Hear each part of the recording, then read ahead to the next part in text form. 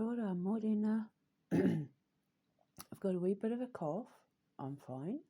I'm also drinking coffee, so bear with me.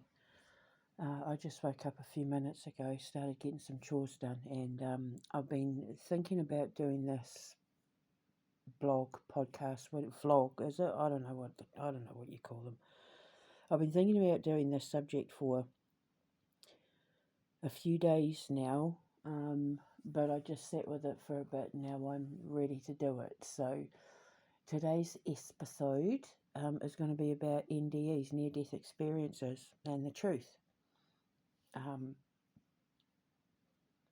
As someone whose people sit with the dying 24 hours a day, 7 days a week, until they're put in the ground, I know a lot about death.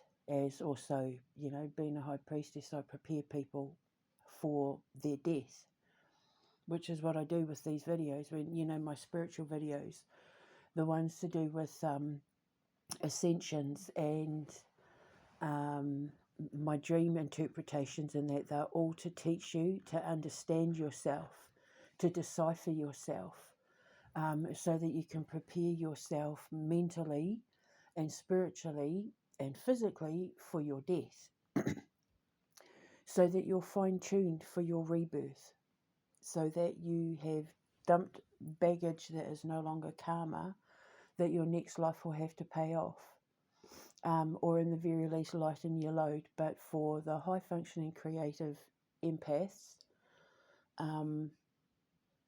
when you're chosen to ascend, you're being given the opportunity to purify yourself, to cleanse your soul, so that when you go through the light, when you die, that everybody sees when they cross over,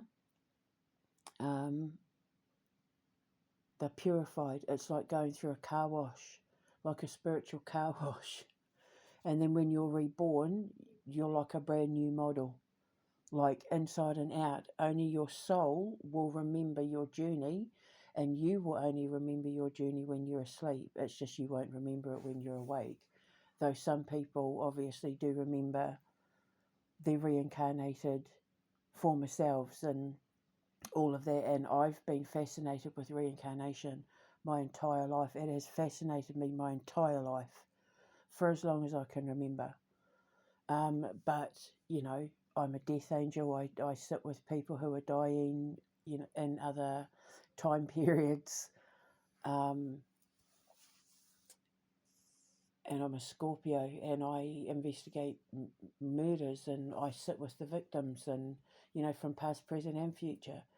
Because as you know, like I predict death for people, and then it happens.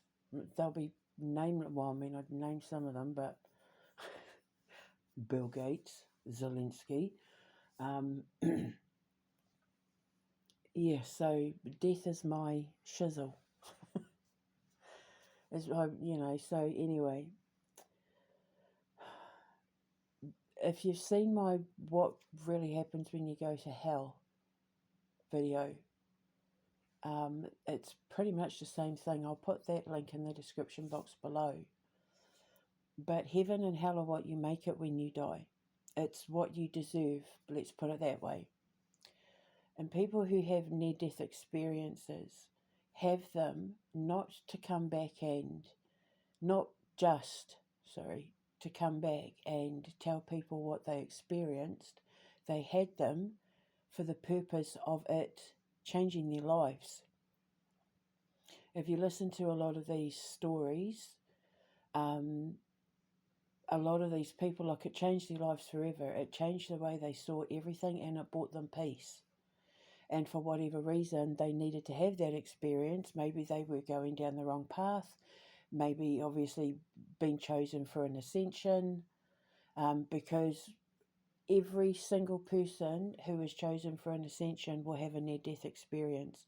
I've had about 794,000 of them. I've come so close to death so many times, I swear to God I'm the Grim Reaper. It started from conception, Because remember, I wasn't even supposed to be born, let alone be born healthy. It was only my spine that took a hit because I was born with no calcium because of my mum's cobalt therapy. Because remember, she had cervical cancer and she was pregnant with me. So my conception is a miracle, let alone my mum's pregnancy. And she was the only woman out of 9 having treatment who survived past 7 years. She was not supposed to live pretty much past my birth. They gave her about 7 years and she lived for, what, 32? 32? Was I 32 when she died? I think I was like 32 when she died. Every day, or every birthday, she'd ring me up and say happy birthday. We'd have a big chat and then we'd hang up, and then a minute, well, like a second later, I'd ring her back and I'd sing happy remission day, because she found out on my birthday, she found out on my first birthday that her cancer was in remission. So I celebrated that with her every year when she celebrated my birthday. I'm just taking a sip of my coffee.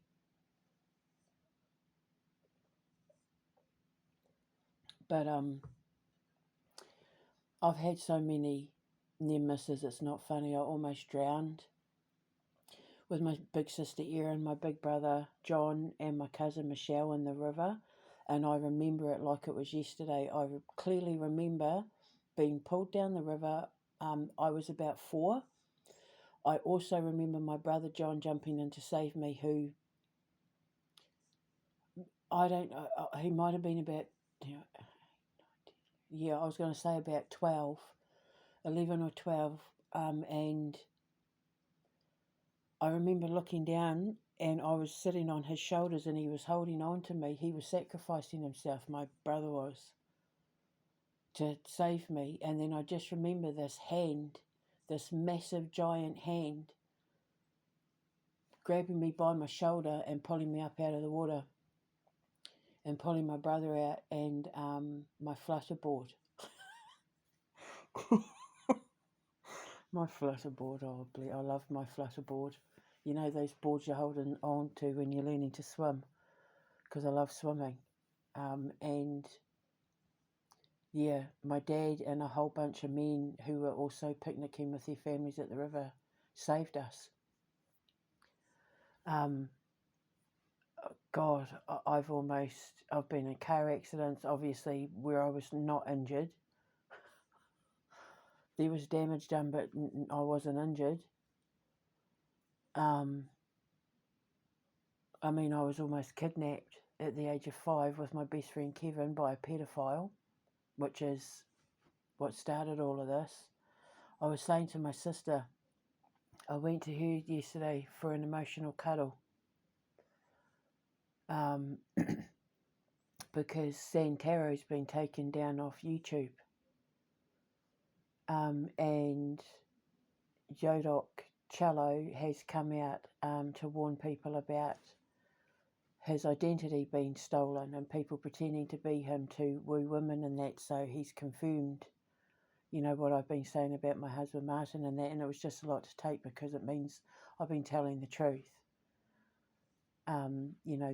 The doctors and all of that, when I was locked up, the cops, they didn't bother to question her or investigate it or anything. And then she came out and confessed, remember, in that video with the tarantula on, with the wolf spider on it. And now the channel's been taken down. So obviously an investigation's going on behind the scenes, and it means I was proven right. They're losing money. I know my ex is losing money. It's all starting to fall apart. And it's like, this is it. I'm finally getting vindicated. I'm finally being heard. People are finally believing me, and justice is being served.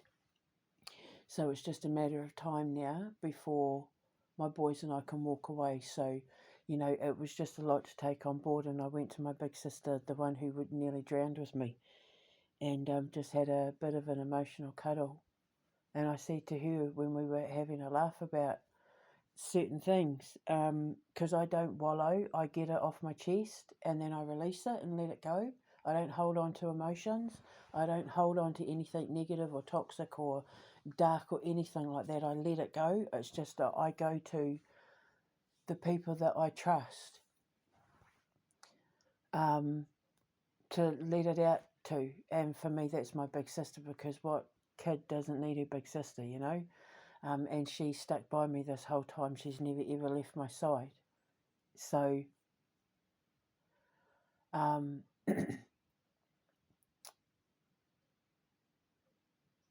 it's made me look back on my life, and I said to her, how did I not see that my life was leading up to, you know, we were talking about the TV show Fame and our favourite songs that we used to like to sing in it, and I said, you know, like my love of the cello came from that TV show, and we were talking about the songs we used to sing and having a laugh and a giggle and all of that, and I said to her, how did I not see that was my future, and you know, an art and theatre school? How did I not see it? The costume parties I used to have every year, TV and movies around the world, these were all the themes. Halloween, it was all there. I've got the photos. It's all there. It's all on my YouTube. My photos from the parties I used to have. It got everyone together. It made us have a laugh, and you know, all the books and stories I used to write when I was a kid. The acting that my sister and I used to do. We used to turn our house into a hospital and pretend to be nurses and doctors and that on a TV show. We were like 9 and 11.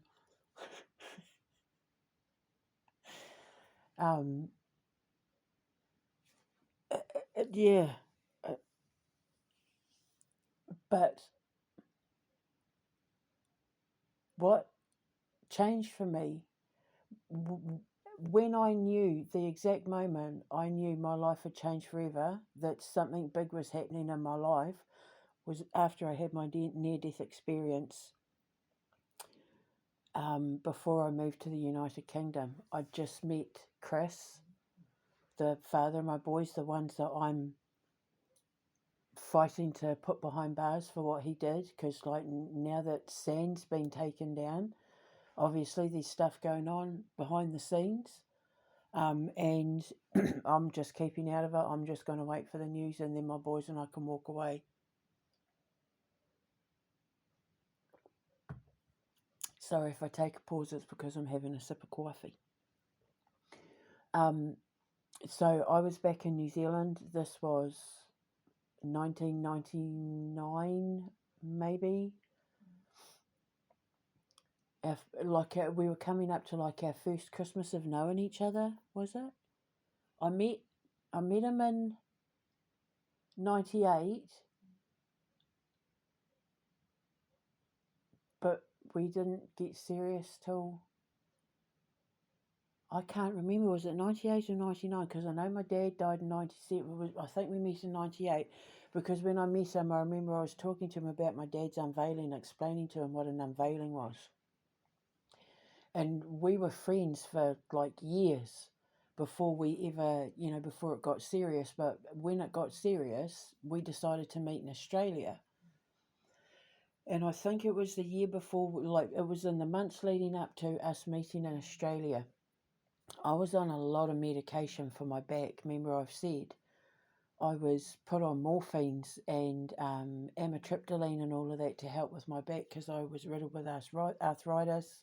I didn't know it was because of the sugar I was eating and all of that, you know, that was causing all the inflammation and that, because since I've gone off sugar, I don't have any problems with my back. The only time I have trouble with my back is if I have sugar, or if I've been standing for too long and have to lift and all of that, because I've got a degenerative spinal disease. So I've got, my spine looks like Swiss cheese. I've got little holes and stuff in my spine. I have sciatica and I have lumbar lordosis, which is like lack of curvature of the spine, or you have excessive curvature or lack of curvature, and mine's lack of curvature. So it looks like I have no butt. But God made up for it by giving me giant boobs. So, 6 of one, half a dozen of the other. It's the way I am. I'm not going to change who I am. So it would be an insult to my ancestors. So I've had trouble with my back my whole life. It was getting to the point where they were looking at having to give me epidurals and that to help with the pain. But, I was also getting fatter and fatter and fatter and fatter, so the weight was compressing on my spine as well. And I have a bit of my spinal cord is trapped between my vertebrae and the L4, L5, I think it is. And I've got my x-rays and CT scans and that down in Tardowski's dungeon. And so I've been on medication like for a long time. And the hard stuff. In New Zealand, when it comes to the morphine, you need a special prescription, and it comes with like a big orange thingy. And I was on like 3 or 4 different kinds, liquid morphine, as well as things like the amitriptyline and what was it? Valium. And that stuff makes you constipated. And I was in the bathroom doing what you do, having trouble with it because of the medication.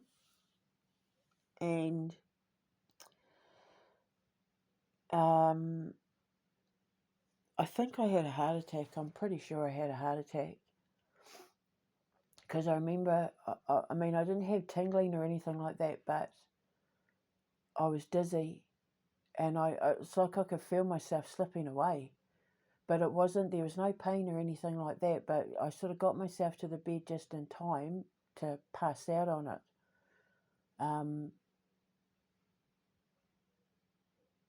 And I remember my heart was pounding out of my chest and I was sweating. And I fell on the bed, and I just remember I was floating in this white nothingness. It was just white and there was nothing. And there were 12 people standing hand in hand in a circle around me, and it's like they were deciding my fate, what to do with me. And Chris came running in, and he was trying to break their hands up, and he was begging and pleading and saying, don't take her. Like, no, don't, don't take her. And I remember, because he'd bought me like a Celtic cross necklace.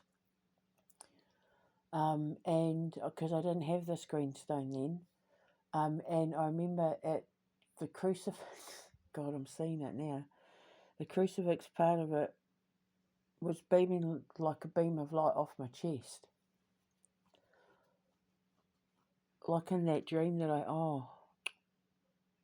like in that dream I had where I landed at the buffalo's feet. The beam of light came out of my chest, so that'll be it from my near-death experience.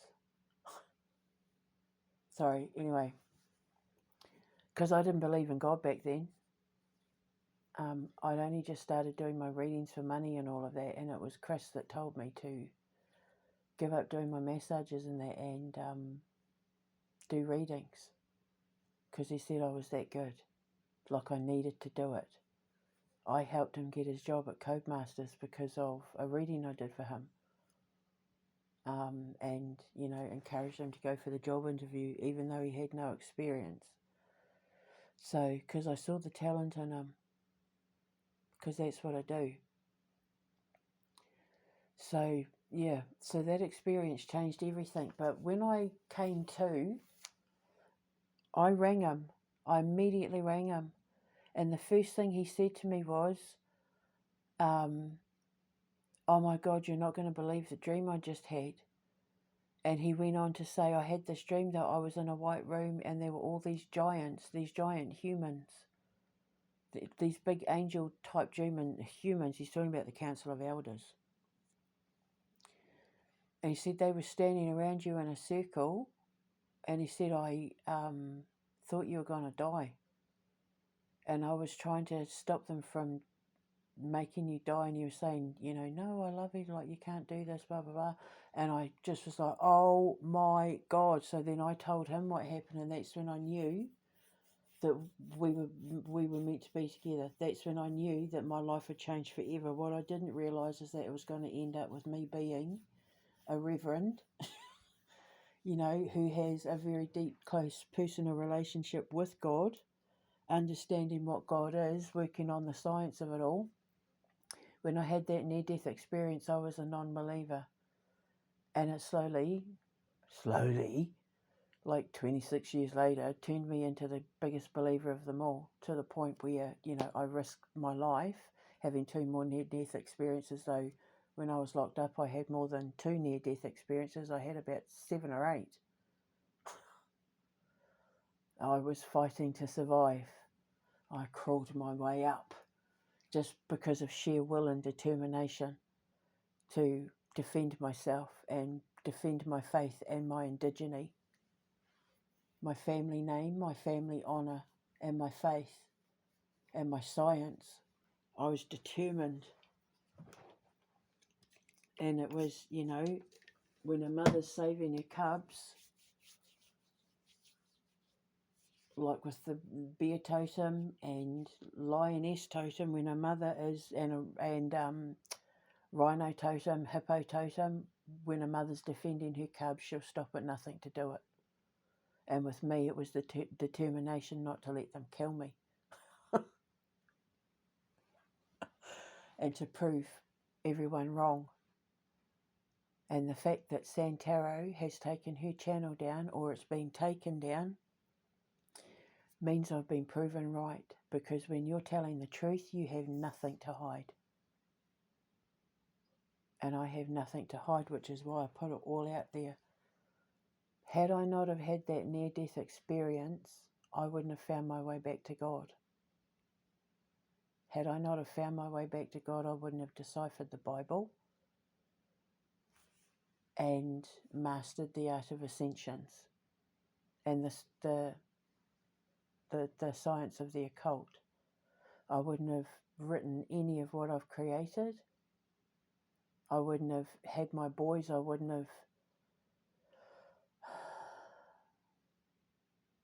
have just been stuck on that island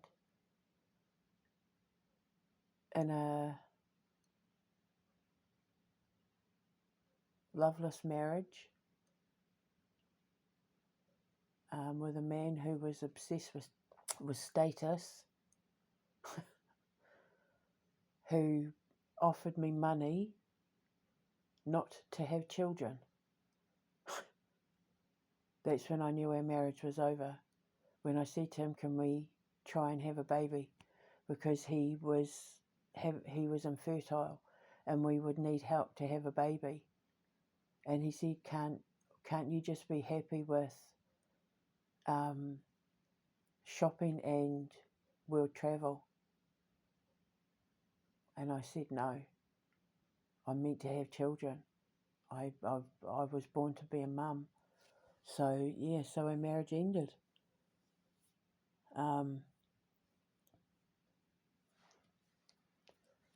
But, my God, did it take me on a journey?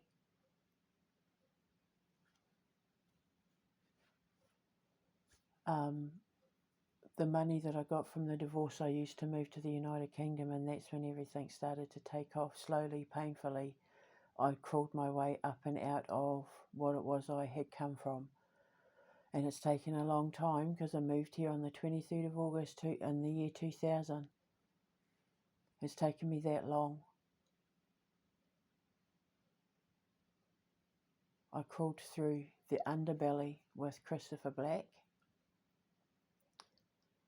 He was my trip through the underworld. And now I've come out the other side because I've been proven right and I'm getting justice, which means none of them have a leg to stand on in court, which means I can sue them now for everything that they have, her and her tarot reader friends, all of them that got involved. I'm hoping like hell, now that Yodok's aware of, what my husband has done and all of that, I was able to protect his fans and his reputation. That's all I cared about with that situation. I don't even care that I lost my Facebook to my husband hacking, but I was just worried about Yodok's fans, their membership, because you have to give your credit card details and that in order to be a member to his clubs. And my ex-husband, my soon-to-be ex-husband, had access to all of that when he hacked mine and Yodok's account. So, yeah. So I've been keeping an eye on him. So he's not. It's not it doesn't seem to have affected him. Like he's not on the news or. He's not making videos where he's talking about legal battles or anything like that. So it's not affected him too badly, I don't think. He's certainly not giving anything away. Oh, well, yeah, it's that. Never mind, it's personal. Yeah, but he's not mentioned anything about. He's just been putting warnings out to his fans and that. So he's finally acknowledged it, that what I was saying was the truth. So it means that we're getting justice all round for a lot of things, for many, many things. And so now we'll be able to walk away and he can do his thing and, everyone can do their thing and my boys and I'll do our thing. And we've decided, we've had a discussion about it, that if the king can get rid of Starmer and, put his foot down with Great Britain, like the Prime Minister of Scotland, Premier of Scotland and Northern Ireland and all that, and just kind of smack their heads together or demand new elections, we want to stay in the United Kingdom.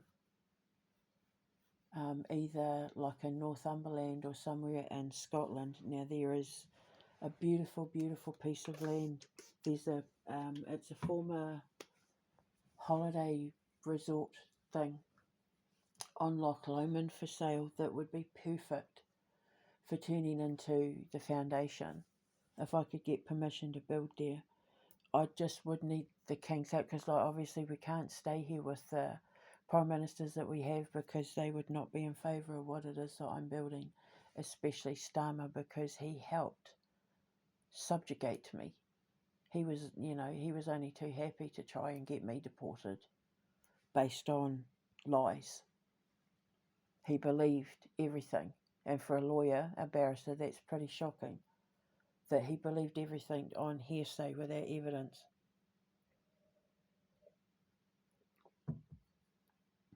So led the king to believe that I was batshit crazy when I was telling the truth the whole time. And the fact that she's taken her channel down proves it. And she's mentioned in the police statement thing, when the police did their first investigation into it, they mentioned, she's talking about this woman on social media, on YouTube, Santaro. They mentioned in the police report, Santaro. They mentioned it in the doctor's report, Santaro, which is why they diagnosed me, like delusional, they said. And I was telling the truth, and she admitted it, and now she's been taken down. So it reminds me of my vampire lambs dream. Vampire rabbits and lambs dream where the female vampires got eaten by all the white animals. So maybe a lot of her fans took her down. I don't know. But see, when I keep talking about my dreams and I say the white light, like there was a white light, that's the same white light that you see when you have your near-death experiences. You don't see that light when you die. When you die, you go through a rewind of your entire existence. Your life literally flashes before your eyes, pretty much. And everything in this life that you got wrong gets brought up like a screenshot, and you're made to look at what you got wrong and that sort of thing. And as you're being judged, as your soul is being judged, as you're having your day of judgment, and this happens like in the blink of an eye, by the way, this happens so fast, it's faster than the speed of light, which is why when you actually die, you don't see light. Because your death is faster than the speed of light. You die and are reborn faster than the speed of light. But when you're on the journey, when you're between worlds, obviously you have control over time then. So it gets slowed down. You can slow it down. And so, yeah, all the things are brought up that you got wrong, you're made to look at it. And then as your judgment has been calculated, you're being turned into what it is you're going to become when you come out the other side of your new mother.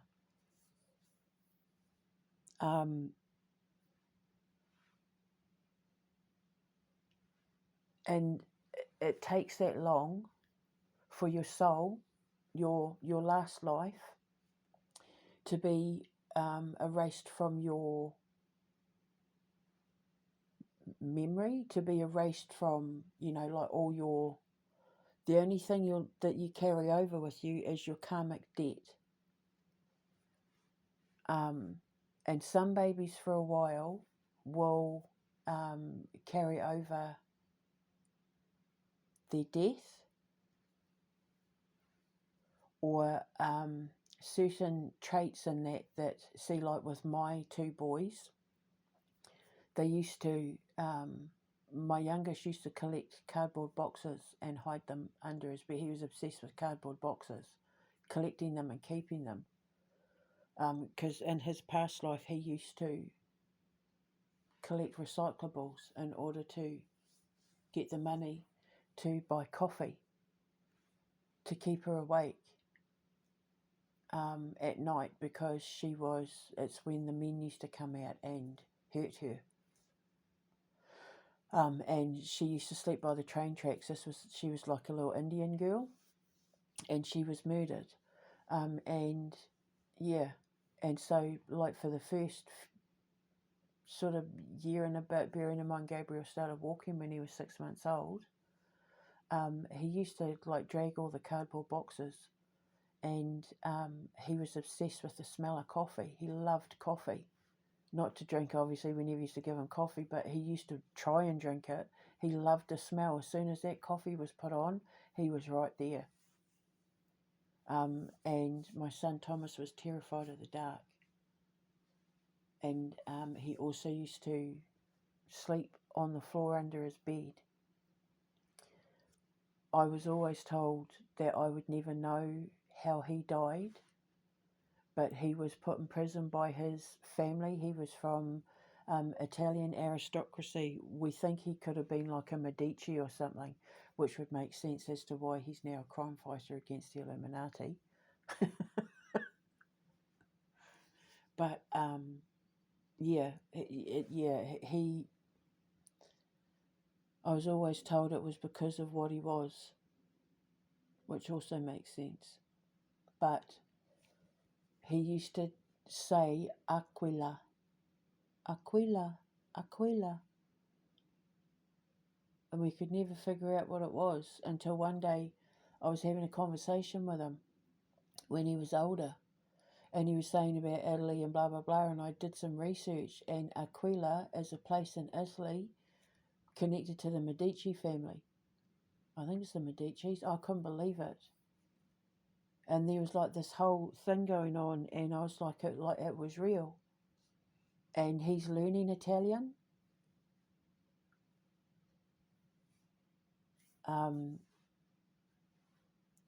Yeah, so it's like it's been there all the time. It was from the occult stuff to the investigations. Like, it's been threaded through my timeline this whole time, and I didn't see it.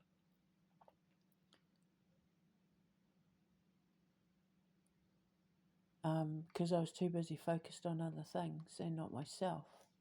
But everything happens for a reason. Everything happens in divine timing. So, that white light you see when you have a near-death experience, it's not heaven. It's the creation frequency. It's where you sit to connect to your gods. And God is the ultimate creator, which is why when you're in the creation frequency and come back down to earth, so to speak, you're inspired. You want to write a book, you want to make a film, you want to do a whatever, you come back inspired because it changes your life. When you're in the creation frequency, it's like a flash of light goes off, and you have like a big bang experience because you come back with a new idea, a new focus, a new dream, a new life path, like immediately when you come back.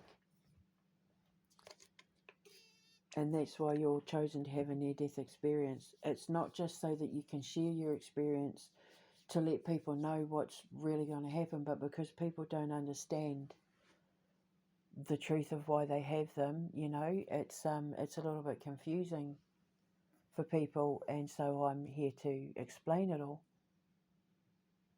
so that you're not afraid, because it means that when you do actually die, you're not aware of it, because the second your heart stops beating and your brain shuts down, the second that happens, you've already popped out your new mother.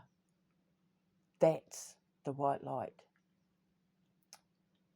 That's the real white light, when you pop out of your mother and you see the world for the first time, when you step outside of her beautiful little universe, being her womb.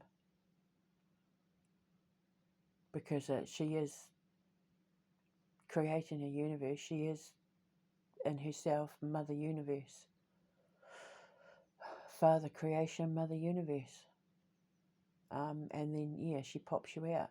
And that's the white light, the birth canal.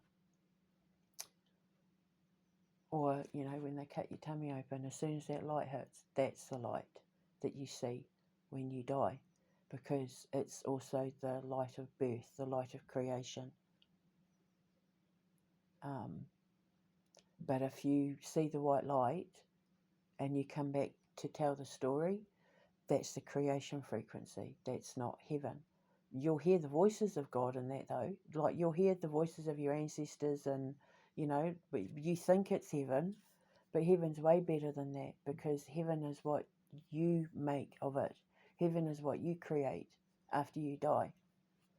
And if you're reincarnated, the life that you've reincarnated is exactly the heaven that you've made for yourself, which is why you want to pay off your karmic debt, because you want to be born into a life without poverty, without suffering, without abuse, where you're loved unconditionally, where you get to do what you love, where you're able to navigate your life in peace, even when trials and setbacks happen. You deal with it, in the right way, where it's not detrimental to your life or your journey or your mental health or whatever. That's the ultimate goal. And you just keep doing that until your lives get better and better and better. And then once you've mastered the art of the Christ path, so to speak, removing Christ from the equation. But remember, Christ was pretty much considered perfect, though he wasn't. I mean, people can like to say he is, and I know a lot of people out there will clutch their pearls when I say that, but my brother was not perfect. God is infallible, but Jesus certainly wasn't, and people can argue that all they like, but I know my brother shush.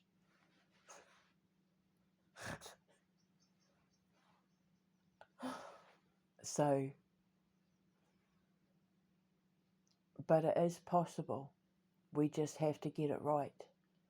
And we have to keep doing it over and over again until we get it right.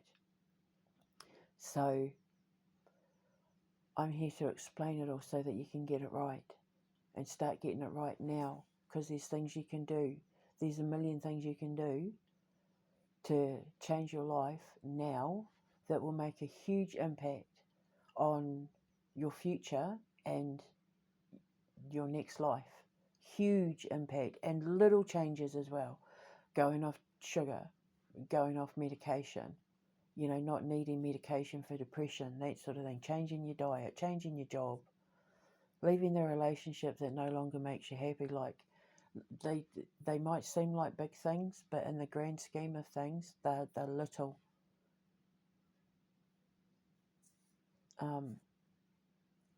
They're little in comparison to the changes you're going to have to make if you're ever chosen to have an ascension.